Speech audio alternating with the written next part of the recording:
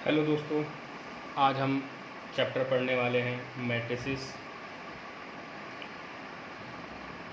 इस चैप्टर को पढ़ने से पहले सबसे पहले हम जान लेते हैं कि मैट्रिसेस क्या है। इसको समझने के लिए हम एक एग्ज़ाम्पल लेते हैं। सपोज़ 3 दोस्त हैं, ठीक है। एक हमारा राम है, एक सलीम है और एक राकेश है।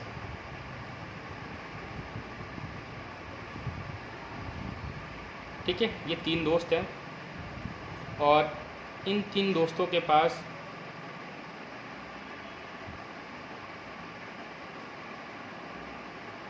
जीन्स और शर्ट।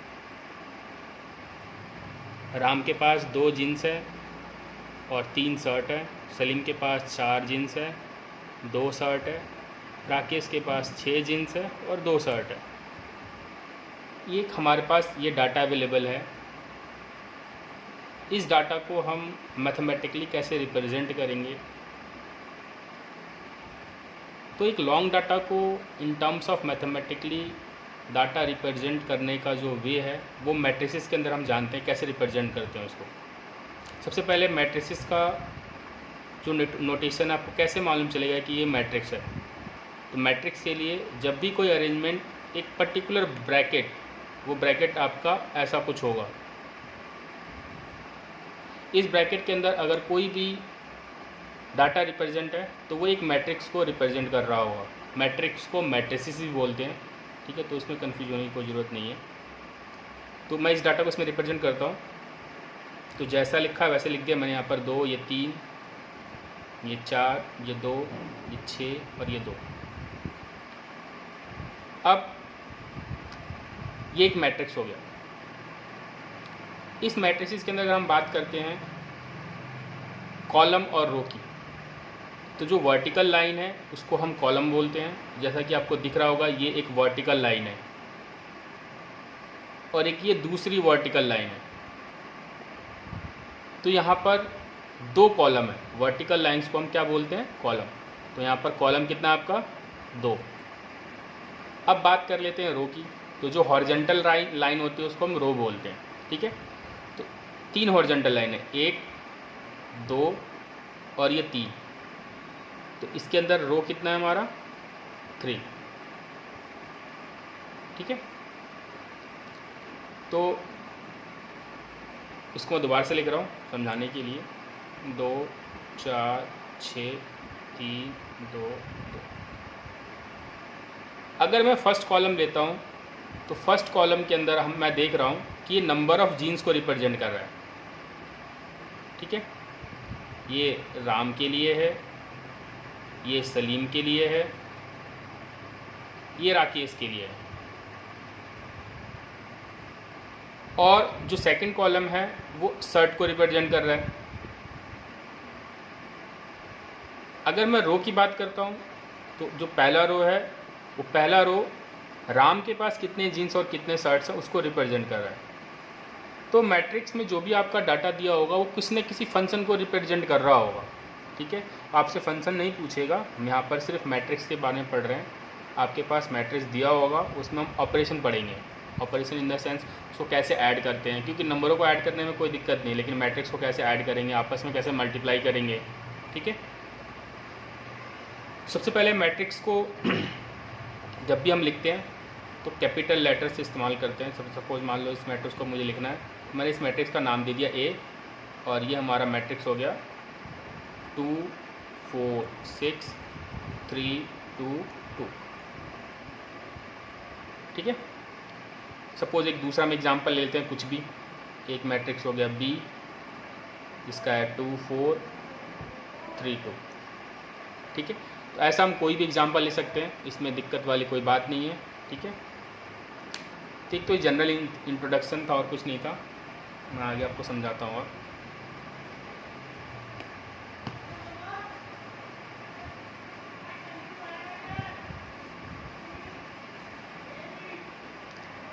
सपोज हमारे पास 3 मैट्रिक्स है। एक मैट्रिक्स ए है 2 4 3 6, एक मैट्रिक्स बी है 3 2 4 3 2 3, एक मैट्रिक्स सी है 6 2 3 2 4 5।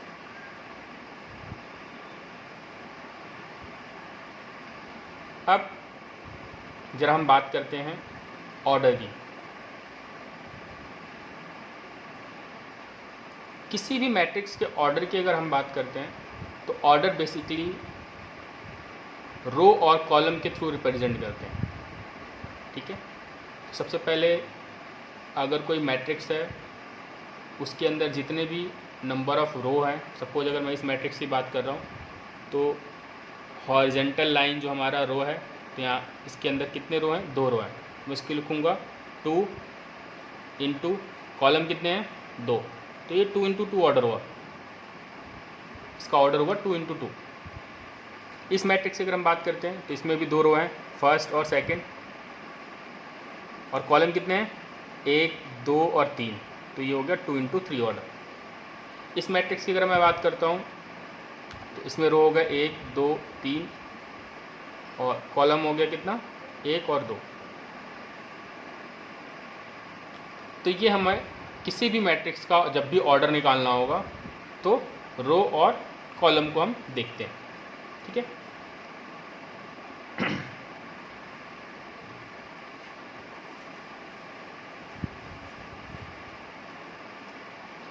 अब बात करते हैं सपोज़ हमारे पास कोई मैट्रिक्स है 2 4 6 3 6। ये जो एलिमेंट है, सबसे पहले हम नंबर ऑफ़ एलिमेंट्स की भी बात कर लेते हैं।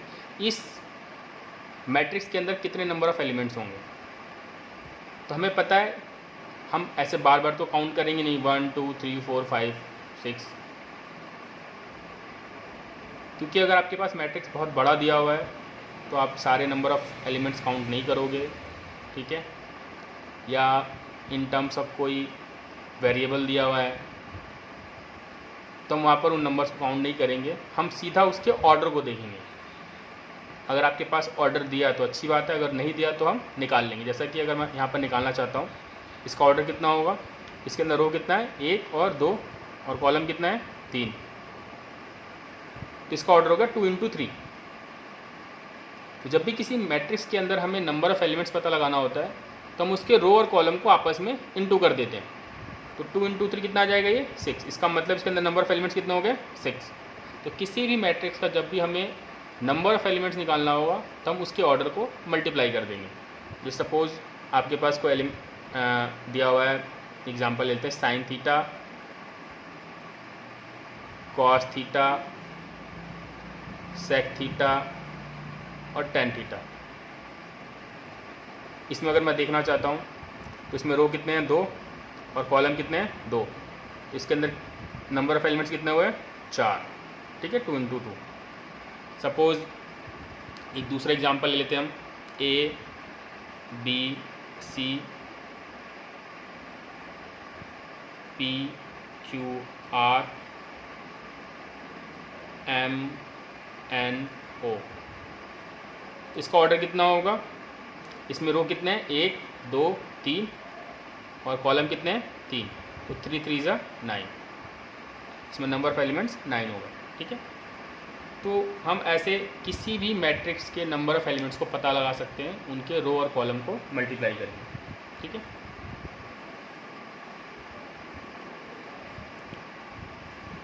सपोज एक एग्जांपल लेते हैं, एक मैट्रिक्स ए है जिसके अंदर नंबर ऑफ रोज़ हैं m और नंबर ऑफ कॉलम है n, और आपसे पूछता है कि इसका ऑर्डर बताइए, तो इसका ऑर्डर क्या होगा, m इंटू n, ठीक है। और नंबर ऑफ एलिमेंट्स क्या हो जाएंगे, mn,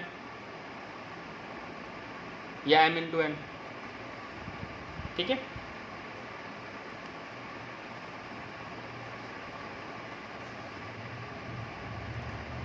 अब आते हैं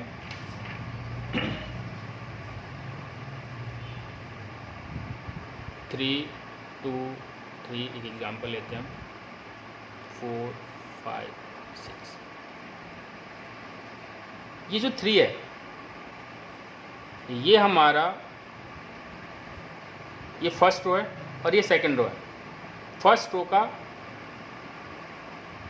और फर्स्ट कॉलम का एलिमेंट है, क्योंकि ये फर्स्ट रो है हमारा और ये फर्स्ट कॉलम है। अगर मैं इस एलिमेंट की बात करता हूँ तो इस एलिमेंट की पोजीशन क्या होगी? रो तो हमारा फर्स्ट है लेकिन कॉलम क्या है? सेकंड। इस एलिमेंट की अगर मैं बात करता हूँ तो रो क्या है हमारा? फर्स्ट, लेकिन कॉलम क्या है? थर्ड। तो एलिमेंट्स को हम डायरेक्टली कैसे इंडिकेट कर सकते हैं उसके बारे में बात कर लेते हैं। जैसे सपोज इस एलिमेंट को अगर मुझे लिखना है, मैं यहाँ पर एक छोटा सा नोटेशन इस्तेमाल करता हूँ, ए। अब इसका रो क्या है हमारा? पहला, तो मैं लिखूँगा इसको फर्स्ट और कॉलम भी क्या है? फर्स्ट। तो A11 जो है हमारा 3 है। अगर मैं इस एलिमेंट की बात करता हूँ तो ये जो है हमारा फर्स्ट रो के अंदर है, तो हम इसको लिखेंगे A1 और कॉलम क्या है? फर्स्ट और सेकंड, तो हम लिखेंगे 1 2 हो गया, ठीक है। अगर इस एलिमेंट की बात करते हैं तो ये हो गया हमारा फर्स्ट रो और फर्स्ट सेकंड थर्ड कॉलम। अगर मैं इस एलिमेंट की बात करता हूँ तो ये हो गया हमारा सेकंड रो और फर्स्ट कॉलम। अगर मैं इस एलिमेंट की बात करता हूँ तो ये क्या हो गया हमारा? सेकंड रो और सेकंड कॉलम। इस एलिमेंट की अगर हम बात करते हैं तो सेकंड रो और थर्ड कॉलम। तो इस तरीके से हम पर्टिकुलर एलिमेंट को डायरेक्टली इंडिकेट कर सकते हैं, ठीक है।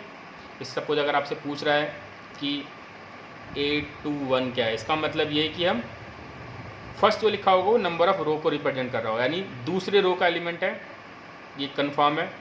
दूसरे रो का पहले कॉलम का एलिमेंट है, ठीक है। तो जरा हम इसके क्वेश्चन पे आते हैं। क्लियर है आपको?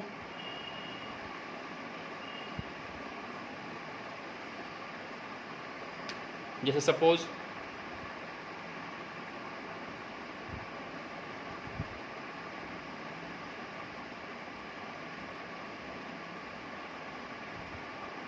ये एक एलिमेंट है। अब इसमें हमसे पूछ रहा है कि A31 बताइए क्या होगा। तो A31 का मतलब ये हुआ कि जो 3 लिखा हुआ है, ये 3 जो है वो रो को रिप्रेजेंट कर रहा है। तो हम थर्ड रो के अंदर जाते हैं, तो ये पहला रो, सेकंड रो, थर्ड रो। अब इन थर्ड रो में से कोई सा भी हो सकता है एलिमेंट, हमें नहीं मालूम कौन सा है, हम इसके लिए सेकंड उस पर जाते हैं। तो हमने देखा तीसरी रो का पहला कॉलम, तो ये तो तीसरा रो हो गया। पहले कॉलम का एलिमेंट ये है, दूसरे कॉलम का ये, तीसरे का ये, चौथे का ये। तो इसने पूछा क्या है? पहले कॉलम का एलिमेंट। तो A31 का मतलब क्या हो गया? 2, यानी A31 जो हमारा 2 होगा। अगर आपसे पूछता है A24 बताइए, A24 का मतलब ये हो गया दूसरा रो, ये फर्स्ट रो, सेकंड रो और चौथा कॉलम। तो सेकंड रो तो ये हो गया हमारा, और इसमें चौथा कॉलम क्या हो गया? ये पहला कॉलम हो गया, दूसरा, तीसरा, चौथा, यानी ये 3। इस तरीके से हम कोई भी एलिमेंट्स पता लगा सकते हैं, ठीक है।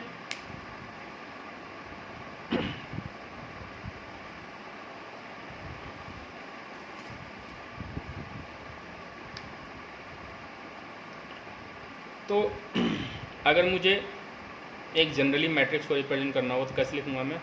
ये A11, A12, A13 dot dot dot. ये हमारा पहले रो का एलिमेंट है, तो रो तो फिक्स रहेगा ही। और एक चीज़ और जान लीजिए आप लोग, यहाँ पर हम रो को M से और कॉलम को N से रिप्रेजेंट कर रहे हैं, ठीक है। जैसे देखा हमने कि ये पहला रो है, तो यहाँ तो फर्स्ट फिक्स है। अब ये पहला कॉलम था, ये फर्स्ट था, ये सेकंड था, ये थर्ड था, ऐसे करके चलते चलते कहाँ तक जाएगा? ये कॉलम कितने हैं इसमें टोटल? N।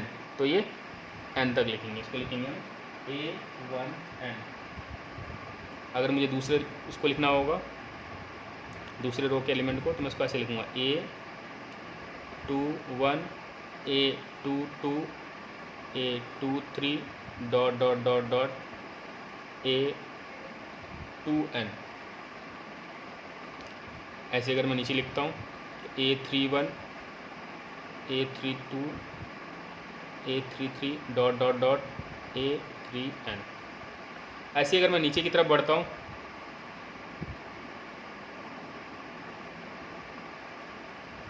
तो ये क्या हो सकता है, हमारा कॉलम तो फिक्स रहेगा क्योंकि पहला कॉलम है, इसमें नंबर ऑफ रो चेंज हो रहे थे, ये 1 हो गया, 2 हो गया, 3, ऐसे चलते चलते क्या आ जाएगा यहाँ पर m, और ये 1, ये AM2 AM3 dot dot dot AMN। ठीक है। और इसके अगर हम ऑर्डर की बात कर लेते हैं तो इसमें रो कहाँ तक जा रहा है, ये पहला रो, दूसरा रो, तीसरा रो, चौथा रो, ऐसे करके ये रो जा रहा है कहाँ तक, m तक। तो इसका हो गया m रो, और कॉलम कितना हो गया n, तो m इंटू n हो गया इसका ऑर्डर। ठीक है, इस मैट्रिक्स का। तो किसी भी मैट्रिक्स को जनरली हम ऐसे दिखाते हैं। ठीक है, तो अगर मैं A13 की बात कर रहा हूँ तो जो भी आपके पास एग्जाम्पल दिया होगा हम उसमें देखेंगे। A13 का मतलब हो गया पहले रो का तीसरे कॉलम का एलिमेंट। ठीक है,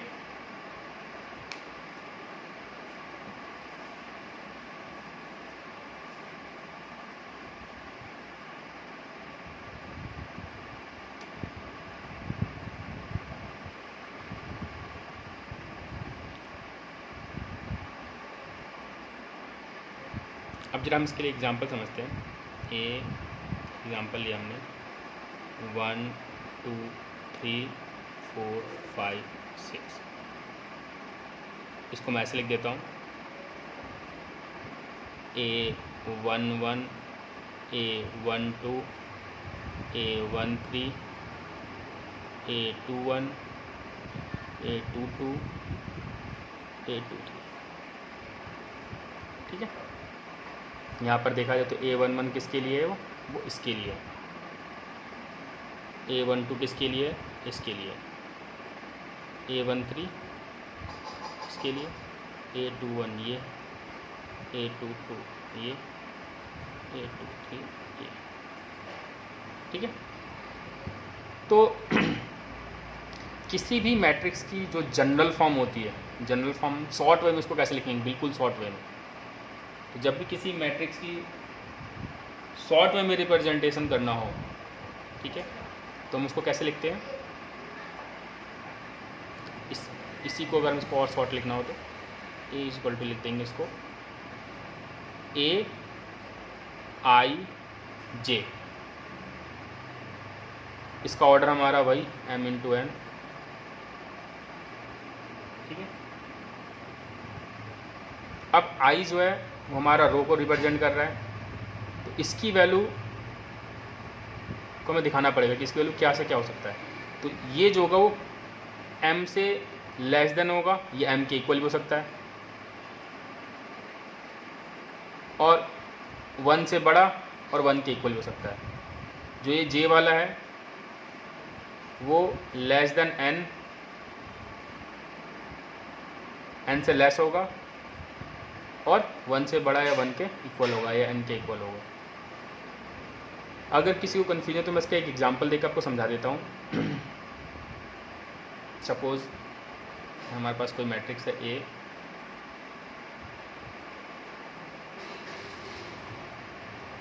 टू 4 3 2 1 2। अब इसके अंदर हम ऑर्डर अगर देखेंगे तो यहाँ तो हमें मालूम नहीं था कि नंबर ऑफ़ एलिमेंट्स कहाँ कितने हैं, लेकिन यहाँ पर तो हमें पता है एग्जैक्टली कितने नंबर हैं। ठीक है, तो यहाँ पर नंबर ऑफ़ रो कितना है 2, और कॉलम कितने हैं 3, तो 2 इंटू 3 का ऑर्डर हुआ। ठीक है, तो उसको मैं ऐसे लिखूँगा A इक्वल टू